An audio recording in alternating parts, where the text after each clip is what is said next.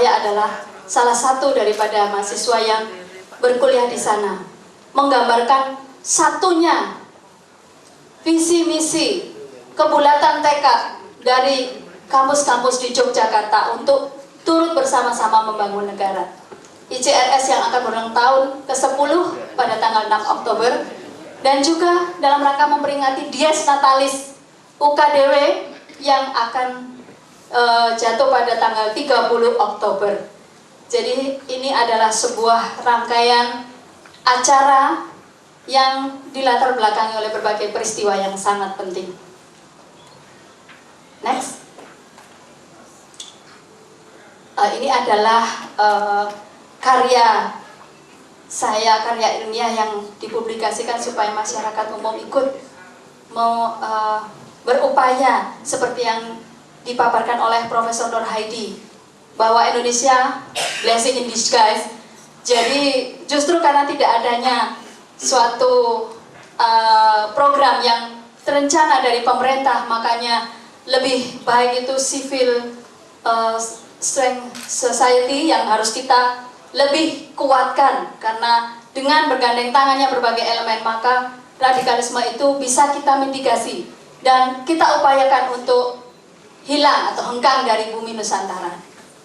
Maraknya peristiwa terorisme. Next. Nah, kita kembali ke zaman kuno. Bapak Ibu, dengan sangat hormat, mohon ada yang bisa membacanya. Kita banyak yang bisa berbahasa asing, bahasa Inggris, bahasa Perancis, bahasa Cina, Jepang. Tapi kalau anak-anak kita ditanya, itu huruf cacing ya? Atau pager paku melengkung-melengkung apa ya? Oh, Mr. Greg, I'm sorry. Can you read that? Oke, Ibu, ini dari Keraton Sumenep ini, Mbak Yu saya, sama-sama terahmat Jabai. Inggih. Seni batik itu mengandung maneka warna supaya urip dadi urup, gitu ya.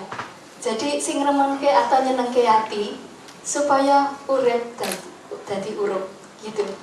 Artinya bahwa seni batik anti terorisme itu adalah suatu perasaan hati yang menyenangkan, yang menghargai perbedaan dan untuk menjadikan hidup menjadi lebih hidup. Saya rasa ini lebih pakar deh. Saya malu ini. Dibacakan. Yang sewu kalau saya membacanya ada waktu, mungkin bisa setengah jam. Tapi yang jelas saya cuma membaca depan sendiri saja. Yang sudah punya aturan tadi. Karena perlu pengejauhantaan.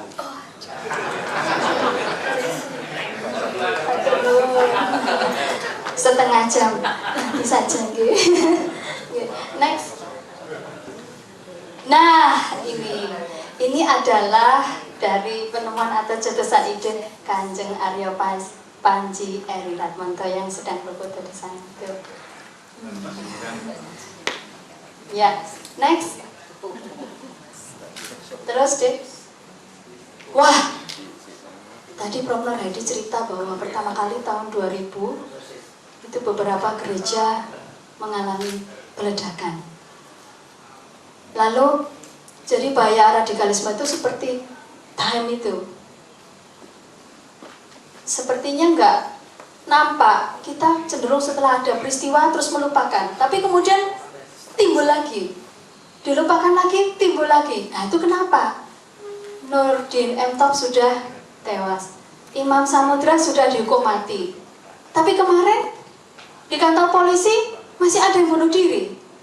Bahkan anak pelajar di Medan mau membakar gereja.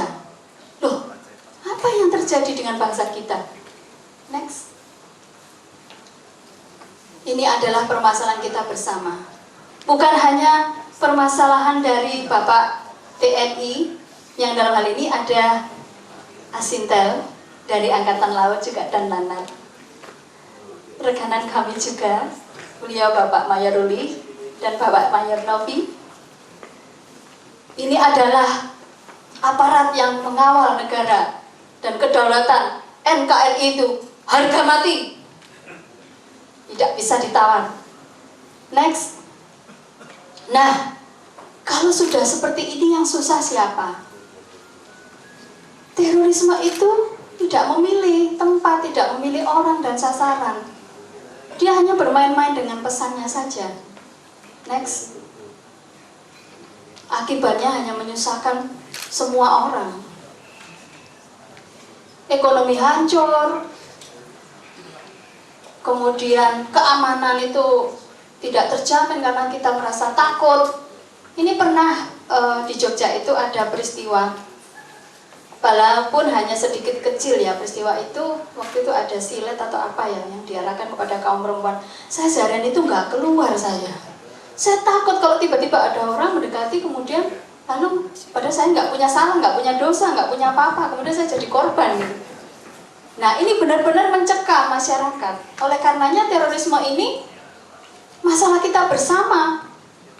Mari kita bantu Bapak TNI Polri, pemerintah, dan semua aparat untuk bersama-sama menanggulangi masalah radikalisme. Next. Apa? Siapa? Mengapa? Tujuannya apa sih? Dan bagaimana?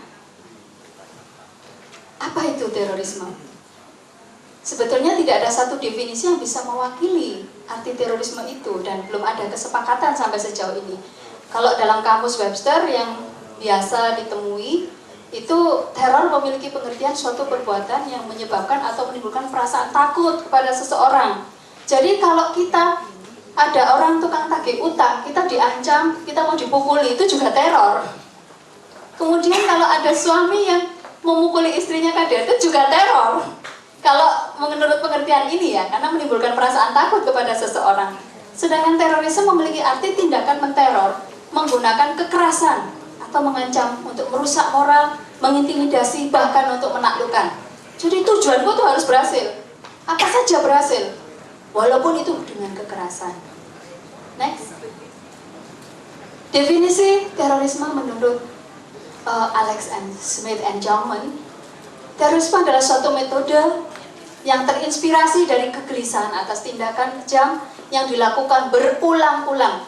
Jadi terorisme ini suatu pesan. Pesan itu disampaikan dan akan diulang dan diulang lagi begitu sampai orang itu ngerti. Aku tuh eksis, mauku harus didengar oleh seseorang atau kelompok pelaku yang memiliki kekuasaan yang sifatnya rahasia karena alasan tabiat, kriminal, politik, dan tentu saja berlawanan. Dan sasaran pembunuhannya secara langsung bukanlah sasaran utama. Korban kekerasan manusia pada umumnya dipilih secara acak atau sasaran kesempatan. Jadi in the wrong time and in the wrong place. Kita lagi jalan-jalan di Plaza Sarina, tiba-tiba jadi korban. Itu salahnya kita? Bukan, kita nggak salah. Apes, sial aja. Kita lagi di situ, teroris lagi merancang. Kita pas lewat, kita jadi korban. Jadi kita nggak salah, nggak punya dosa, nggak punya salah dengan orang yang berbuat. Kenapa kita jadi korban? Kenapa kita jadi sasaran? Nah itu. Next. Nah, proses komunikasi yang berdasarkan ancaman dan kekerasan. Jadi mereka tuh berdialog, berusaha memberikan suatu pesan. Tetapi tentu saja pesan ini untuk pemerintah, untuk aparat. Nah sekarang kok malah bukan hanya rakyat kecil ya, ini mengarahnya sekarang sudah kepada pos-pos polisi. Nah kalau pos-pos polisi ataupun alat-alat negara, aparatur ini sudah dilumpuhkan, berarti rakyatnya kan tambah sengsara lagi. Karena sudah tidak ada lagi perlindungan dan keamanan, jaminan keamanan untuk masyarakat. Ini dipakai untuk apa? Oleh pelaku teror. Yaitu sasaran utama digunakan untuk memanipulasi sasaran utamanya. Mengubahnya menjadi sasaran teror atau sasaran tuntutan atau target perhatian, tergantung apakah memang diupayakan intimidasi, paksaan atau hanya sebagai propaganda belaka. Next. Kalau United Nations, ini kebetulan Profesor Nur Hadi adalah pakarnya terorisme. Beliau juga pakar dari kontraradikalisasi. criminal acts intended or calculated to provoke a state of terror in the general public, a group of persons or particular persons for political purposes are in any circumstances unjustifiable whatever the considerations of a political, philosophical, ideological, racial, ethnic, religious, or any other nature that may be invoked to justify them. Intinya, seperti yang tadi sudah dibahas, adalah suatu aksi-aksi kriminal yang ditujukan untuk memprovokasi suatu keadaan teror di dalam masyarakat umum ataupun sekelompok orang secara terutama untuk tujuan-tujuan politis yang dalam hal ini keadaan-keadaan yang tidak bisa dijustifikasi apapun maksudnya dan pertimbangannya untuk tujuan politik, filosofi, ideologi, ras maupun etnis, keagamaan ataupun apa. Jadi mereka itu menggunakan segala cara untuk membenarkan tindakannya, bahkan memakai alasan agama. Next. Siapa? Teror itu bisa dilakukan perseorangan. Yang mengkhawatirkan sekarang ini, kalau dulu mereka orang-orang radikalnya ada syariatnya untuk berjihad, ada. Tetapi sekarang mulai pergerakan orang per orang dan ini lebih berbahaya. Coba kita bayangkan ada 10 orang yang mereka dibayar untuk menjadi pengantin teror. Mereka harus self-sacrifice, harus committed suicide. Dikirim ke beberapa instansi, misalnya ada yang di kantor, ada yang di plaza, ada yang di pasar, ada yang di sekolah, ada yang di mana. Dalam waktu yang bersamaan meledak, terus aparat itu gimana? Kelimpungan. Kalau masing-masing orang itu sudah dikirim banyak. Nah ini membahayakan. Jadi bisa dilakukan oleh perseorangan, kelompok. Kalau ini kan ada jaringannya, ada selnya, masih bisa diruntut. Tapi kalau sudah sendiri, lebih berbahaya. Negara seperti ISIS. Dan ini tidak terbatas pada Islam saja. Bahkan di Burma itu Rohingya orang Muslim malah yang diteror. Next. Ini adalah saudara-saudara kita dan kita janganlah membenci yang kita idenya saja terorisme bukan orangnya. Oleh karena buku Batik Anti Terorisme bukan anti terorisnya. Terorisnya itu saudara kita, manusia juga seperti kita. Mereka melakukan kesalahan, tapi mereka juga bisa kita nasihati. Nah, nya itu filosofinya atau ideologinya. Nah, bagaimana caranya supaya mereka itu mengingat kembali bahwa bangsa Indonesia itu sejak dari zaman Mojopahit itu sudah terkenal keragamannya, kita selalu rukun, perbedaan agama tidak menjadi masalah. Tapi kenapa akhir-akhir ini kok menjadi masalah?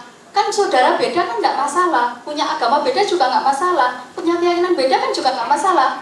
Itu kan hak asasinya masing-masing, selama hak asasi itu tidak mengganggu hak asasi orang lain. Next. Itu tadi sudah saya terangkan. Next. Ya, sudah juga. Nah, terorisme yang tadi. Selanjutnya. Nah, terorisme tumbuh dan berkembang karena situasi masyarakat yang mengalami tekanan politik. Oleh karenanya itu kalau negara itu dipolitisir sampai akademi, sampai universitas ikut berpolitik, yang puyeng itu ya mbok-mbok yang ada di pasar, orang masyarakat kecil tuh bingung mau dibawa kemana gitu. Iya, jadi kan wah kok regane larang mana ya mbak? Loh kenapa ya kok kita jadi sekarang susah sekali untuk sembako kok naik semua? Itu akibat dari situasi politik ekonomi, tekanan masyarakat yang dirasakan, ketidakadilan sosial, jurang pemisah yang dalam kaya dan miskin, masalah pribadi, kekerabatan. Nah, ada teman, saya pernah mengikuti di Cafe Gandrung, itu mantan teroris Ali Fauzi, itu adiknya Amrozi. Kemudian dalam paparannya itu, dia mengatakan bahwa saya itu sebetulnya mau sekolah tinggi, mau jadi pinter, kepengaruh sama teman, sama saudara, akhirnya saya jadi teroris, sekarang sudah tobat gitu. Nah jadi karena kekerabatan, karena pertemanan itu bisa menjadikan seseorang itu terbawa. Ya semua, jangan ada yang berat. Apa-apaan kamu ini? Siapa? Apa ini? Ya, tolong. Pak Diasmo tolong saya. Ya semua. Tolong Pak Diasmo. Pak Diasmo tolong saya. Tolong. Ini apa ini? Ini apa maksud kalian ini?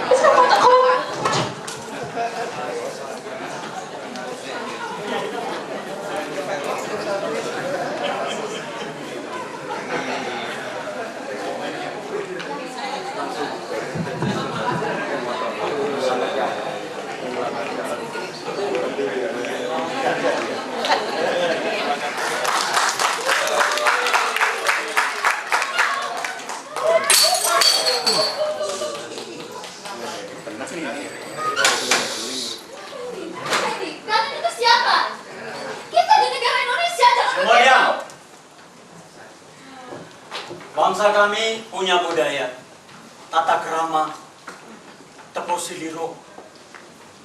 Kami bukan melawan kekerasan dengan senjata seperti Amerika membom saudara-saudara kami di Timur Tengah. Kami bukan mengirim senjata untuk mempersenjatai peperangan negara lain, tapi kami membawa kedamaian dengan budaya kreasi batik. Itulah mahakarya anak bangsa kami wariskan untuk generasi ini. Anda telah menyelamatkan diri kami. Terima kasih, Bung Sila. Ini berdiri, merindukan putra-putra seperti engkau, Bung Sila. Ini adalah Pancasila sakti. Kesaktian Pancasila terlahir dari perbuatan-perbuatan luhur, saling memaafkan, mengingatkan. Bukan kita membiarkan anak bangsa kita menjadi bagian dari neraka narkoba, lalu kita marah pada polisi. Kenapa tidak menindak? Mengapa kita tidak rawat dari rumah? Anak-anak terlepas dari kasaran dari rumah. Ini motor Pancasila sakti keliling Indonesia, 34 provinsi. Saya membawa misi Pancasila keliling Indonesia untuk membuktikan benarkah Pancasila sakti dengan Rp400.000, tembus 33 provinsi dan 400.000 utuh sampai sekarang, satu pun tidak ada yang kurang. Inilah bukti sejarah. Dan kami lawan, kami membangun bangsa kami. Kami menginternasional Pancasila dengan kreasi musikan. Ini musik kampung dari Kampung Flores, Nusa Tenggara.